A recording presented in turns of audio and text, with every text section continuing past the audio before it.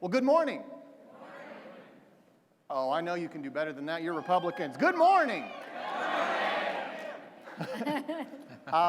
Welcome to Oklahoma City, for those of you who are out of town. As David said, born and raised here, my hometown. It's Senator Bice's hometown. We're thrilled to have you here. It's a big event for us, and we're proud to show off Oklahoma City, not the least of which is because this city has been governed by a Republican mayor for 27 years. Yeah. And some of the data I'm going to share with you in a minute is going to make you really understand why you should probably give that a standing ovation, because it is very unique to have Republican mayors. And to put that first into perspective, I want to remind us of the successes we're having at other levels of government. Obviously we know we've taken Congress. That's exciting. We've got 70% of the state legislative bodies in our nation. We've got over 30 of the governorships. It's a great time to be a Republican. However, do you know how many of the top 100 metropolitan areas in the United States, how many of those are governed, their central city is governed by a Republican mayor out of 100? 15, okay?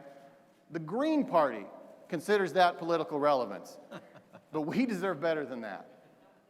15 out of 100. And there are warning signs even in Oklahoma.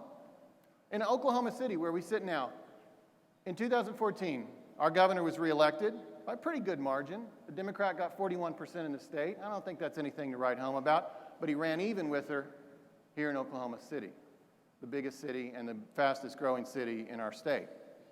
So these are things I want you to, if I leave you with nothing else today, I want you to be thinking about this issue, because living in a city is not exactly a niche thing in American life today.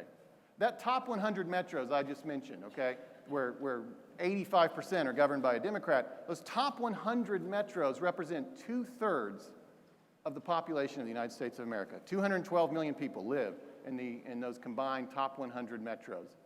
And most of them, as I said, look up and they see a Democrat providing their community's vision, their community's core services. And this is a missed opportunity on multiple levels. I mean, first of all, we're not strategically putting ourselves in position to do well at other levels of government if we're not doing well at the lowest level of government that's closest to the people.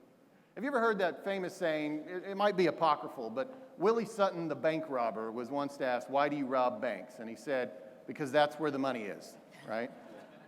There's actually, theorists have turned this into a thing. They call it the Sutton theory, right? That sometimes the simplest explanation is the right one. So, well, I guess the corollary to that here in politics is, why should you want to compete in cities? Because that's where the voters are. That's where people live. And we're not being competitive there. So there's a strategic benefit, obviously, to demonstrating our excellence in government at that level. But it's also just a terribly missed opportunity. This is the level of government we're best at.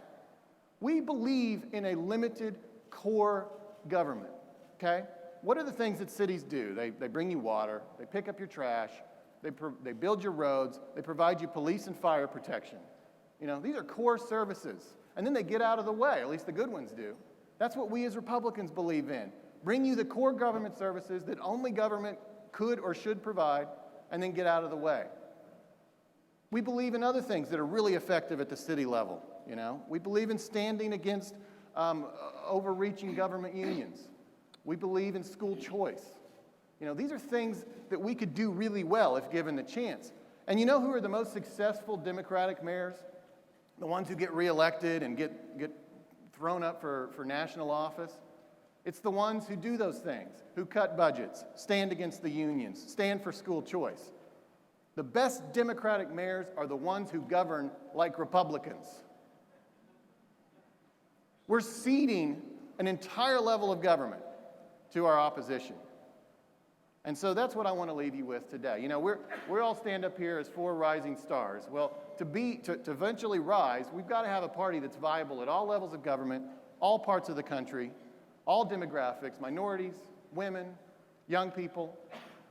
And to do that, we've got to compete in the cities. And so for us to realize our potential as leaders, I'm asking your help to prioritize that in the future. Think about that issue.